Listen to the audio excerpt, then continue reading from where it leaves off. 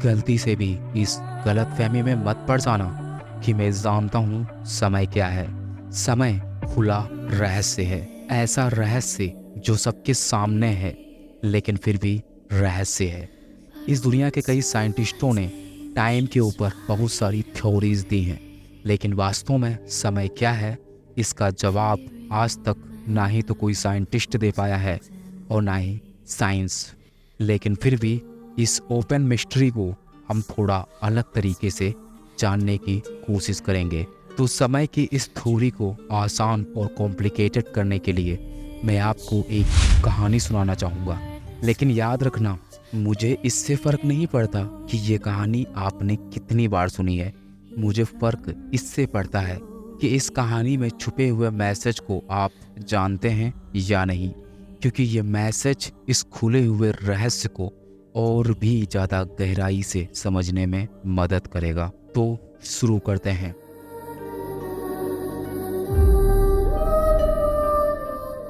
Aladdin नाम का एक इंसान होता है जिसके अंदर बहुत सारी इच्छाएं होती हैं, जिसके बहुत सारे सपने होते हैं। और ऐसे इंसान के हाथ में लग जाता है एक चिराग, और जैसे ही वो इस चिराग को घिसता है उसमें से निकलता है एक जिन, और वह बाहर निकलते ही कहता है, मुझे काम दो, मुझे अपनी इच्छाएं बताओ, मैं आपकी सारी इच्छाएं पूरी करूंगा। यह सुनकर अलादीन खुश हो जाता है और वो अपनी एक एक करके सारी इच्छाएं बताने लगता है, और वो जिन उसकी हर एक इच्छा को एक ही चुटकी में पूरा करता जाता है। शाम होते होते ही अलादीन की सारी इच्छाएं, सारे सपने पूरे हो जाते हैं। लेकिन जिन अलादीन से बोलता है, जल्दी से मुझे अपनी इच्छाएं बताओ, नहीं तो मैं तुमको जान से मार दूंगा। लेकिन प्रॉब्लम ये थी कि अब अलादीन की कोई इच्छा बचती ही नहीं है, क्योंकि जिन उसकी बड़ी बड़ी इच्छाएं सिर्फ एक चुटकी में ही पूरी कर दे रहा था। अलादीन को उस जिन से पीछे छुड़ाने के लिए वहां से भागना पड़ता है। लेकिन कुछ देर बाद एक अजीब सा दिखने वाला इंसान अलादीन को एक सीढ़ी देता है और कहता है कि जाओ, उससे कह दो कि जब तक मैं ना बोलूं तब तक वह इस सीढ़ी पे चढ़ता रहे और उतरता रहे। और अलादीन ऐसा ही करता है। वो जिन को इस सीढ़ी वाले सर्किल में अनंत काल के लिए फंसा देता है और खुद को आजाद कर लेता है। इस कहानी में सीढ़ी का सिग्निफिकेंस है समय चक्र से, और जिन का सिग्निफिकेंस है हमारे माइंड से, क्योंकि जिन तब तक ही जिंदा है जब तक वह कुछ कर रहा है। अगर जिन कुछ ना करे तो वो मर जाएगा। और ऐसी चीज से बचने के लिए सिर्फ एक ही तरीका है कि उसे किसी भंवर, किसी सर्किल, किसी चक्र में हमेशा के लिए कैद कर दिया जाए। ये चक्र है क्या? इसका हमारे दिमाग से और हमारे दिमाग का इस ब्रह्मांड से क्या कनेक्शन है, इसको एक एग्जाम्पल से समझते हैं। अगर हम एक लाइन खींचे और इस लाइन को हम चाहें जितना भी लंबा कर लें, इन्फिनिट लाइट ईयर्स तक, लेकिन इस लाइन में इसका स्टार्टिंग पॉइंट यानी कि इसकी शुरुआत और इसका एंडिंग पॉइंट यानी कि इसका अंत हमेशा मौजूद रहेगा। इस लाइन को हम लंबी कर सकते हैं, लेकिन इस लाइन का अंत और शुरुआत दोनों होगा। वहीं अगर हम एक सर्किल, एक गोला बनाएं तो यह गोला चाहे जितना भी छोटा हो, लेकिन इस सर्किल में ना ही हम इसका अंत ढूंढ सकते हैं और ना ही इसकी शुरुआत, क्योंकि यह एक चक्र है, यह सर्किल है। दोस्तों, हम सभी जानते हैं कि इलेक्ट्रॉन, प्रोटॉन और न्यूट्रॉन ये हमेशा गोल गोल ही घूमते हैं। धरती हमारी गोल है और यह सूरज के चारों ओर गोल चक्र में ही गति करती है।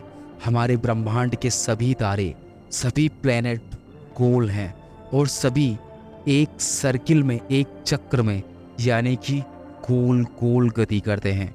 और यहाँ तक कि हमारा सौरमंडल भी एक सर्किल में ही गति करता है।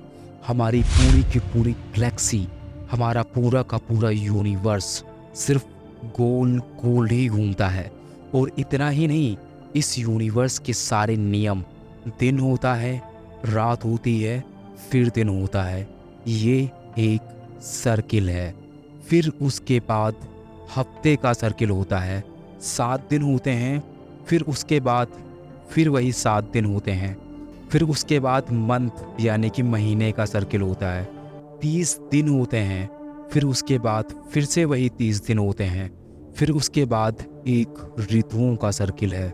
जाड़े का टाइम, बसंत ऋतु, गर्मी, बरसात, फिर जाड़े का टाइम, फिर बसंत ऋतु, फिर वही सर्किल। दोस्तों, जिनका वो सीढ़ी वाला सर्किल तो बहुत छोटा है, वह इस सीढ़ी पे सवाल उठा सकता है, वो इस सीढ़ी को उठाकर फेंक सकता है, वो खुद से कह सकता है कि मैं ये क्या पागलपन कर रहा हूँ। लेकिन दोस्तों, हम सवाल नहीं उठा पाते हैं इस ब्रह्मांड के सर्किल पे, क्योंकि ये ब्रह्मांड बहुत बड़ा है, इतना बड़ा कि हमारे कानों को ये भनक तक भी नहीं लग पाती है कि समय चक्र से बाहर भी निकला जा सकता है। जैसे इस कहानी में जिन हर वक्त कुछ काम करना चाह रहा था, ठीक वैसे ही हम इंसानों का दिमाग भी होता है।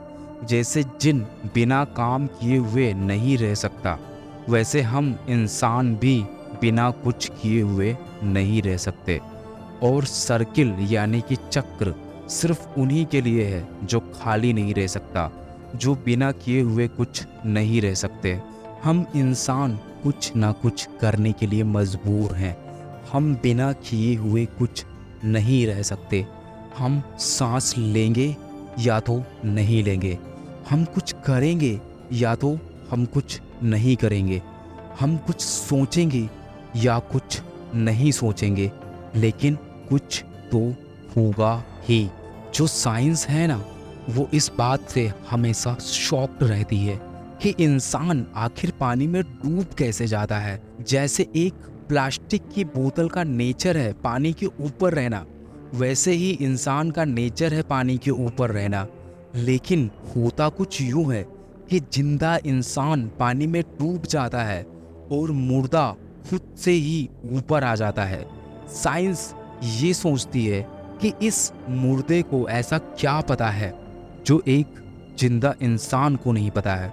किसी भी इंसान को डुबा देती है उसकी कोशिश, डुबा देता है उसका कुछ करना, और वही मुर्दा कोई हरकत ही नहीं करता है। वह खुद को छोड़ देता है पानी के हवाले और पानी खुद ही ऊपर लेकर आ जाता है। और यही नियम इस ब्रह्मांड के हर पहलू और हर आयाम में लागू होता है। जब तक हम भागते रहेंगे तब तक मंजिल मिल ही नहीं सकती। जब तक हम कुछ करते रहेंगे तब तक हमसे कुछ हो ही नहीं सकता।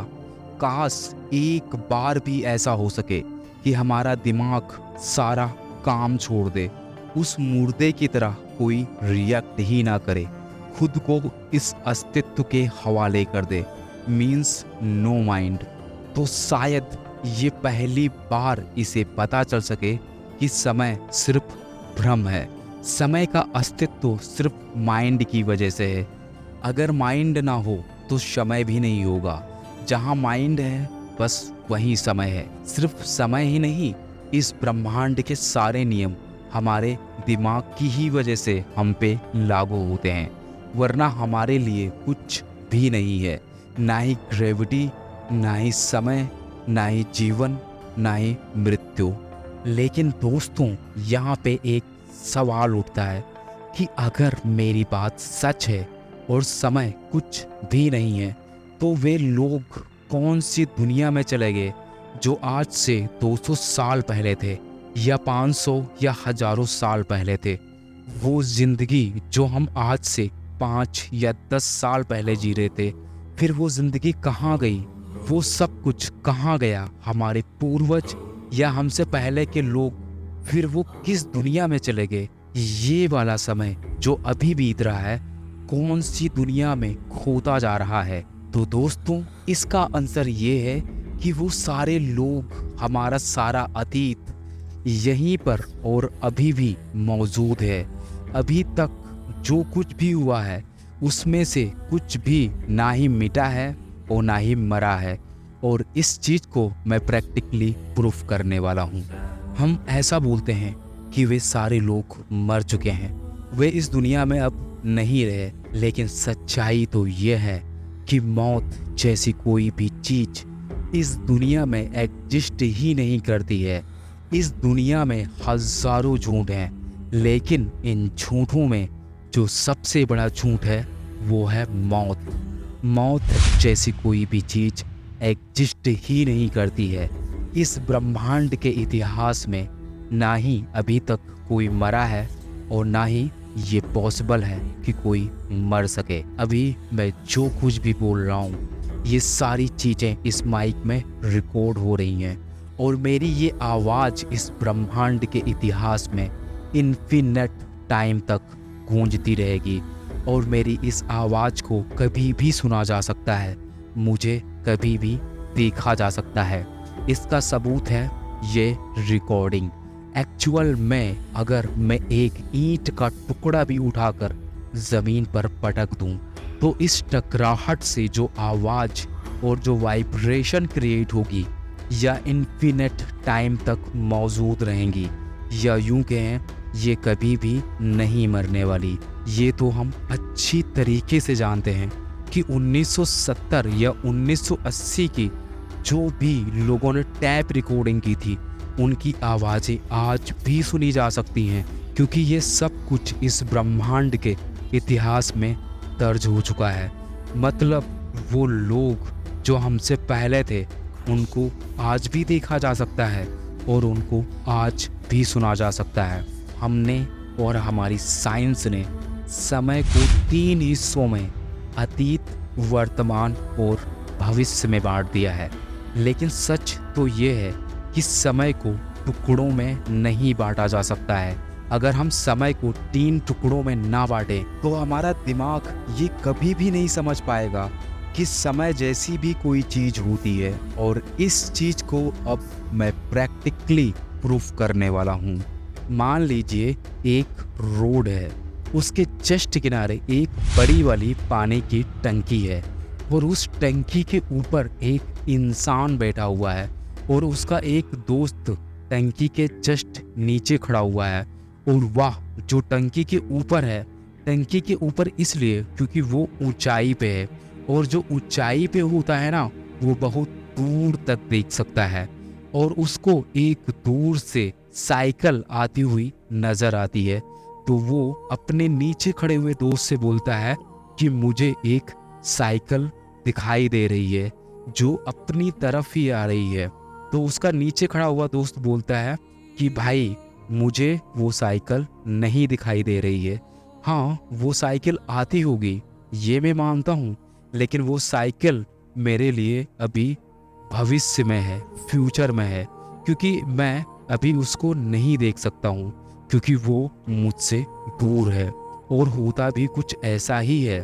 थोड़ी देर बाद वह साइकिल दिखाई देने लगती है और वह साइकिल क्रॉस करके उस आदमी के दूसरे साइड निकल जाती है और वह साइकिल इतनी दूर चली जाती है कि उसको वह साइकिल दिखाई भी नहीं पड़ती है। लेकिन वो जो ऊपर से देख रहा है उसका दोस्त बोलता है कि वो साइकिल मुझे अभी भी दिखाई पड़ रही है। लेकिन उसका दोस्त जो नीचे खड़ा हुआ है वो बोलता है कि मुझे अब वो साइकिल नहीं दिखाई पड़ रही है क्योंकि वो साइकिल मुझसे दूर जा चुकी है। मुझे साइकिल दिखाई दे रही थी अभी बीते हुए टाइम में, लेकिन मुझे अभी नहीं दिखाई पड़ रही है। दोस्तों, इस एग्जाम्पल का मतलब ये है कि वो इंसान जो नीचे खड़ा था उसके लिए पास्ट, प्रेजेंट और फ्यूचर तीनों अलग अलग थे। वो तीनों चीज़ों को एक साथ नहीं देख सकता था। लेकिन वो जो ऊपर से देख रहा था वो पास्ट, प्रेजेंट और फ्यूचर तीनों को एक साथ देख रहा था। और यही नियम हमारी जिंदगी में भी लागू होता है। वो इंसान जो ऊपर से देख सकता है वो पास्ट, प्रेजेंट और फ्यूचर तीनों को एक साथ देख सकता है। उसके लिए समय के 3 हिस्से नहीं है, उसके लिए समय एक ही है। बीता हुआ कल सिर्फ एक सपना बनकर रह जाता है और आने वाला कल कभी भी नहीं आता है। हमको ऐसा लगता है कि हम अतीत से निकल कर आए हैं और भविष्य में जाएंगे, लेकिन सच तो ये है ना ही अतीत कभी था और ना ही भविष्य कभी आएगा, क्योंकि बीते हुए कल का अस्तित्व सिर्फ हमारी यादों में है और आने वाला कल सिर्फ हमारी इच्छाओं में है। ना ही पास्ट कभी था और ना ही फ्यूचर कभी आएगा, क्योंकि अस्तित्व सिर्फ वर्तमान में है। जब हम परेशान होते हैं, जब हम दुखी होते हैं, तब समय का रफ्तार धीमा पड़ जाता है, और जब हम खुश होते हैं तो समय का एहसास खो जाता है। और इसीलिए दोस्तों, मैं यह चाहता हूँ कि आप खुश रहें, आप इतना खुश रहें कि समय का एहसास खो जाए और समय का कोई भी नियम आपके ऊपर ना लागू हो पाए।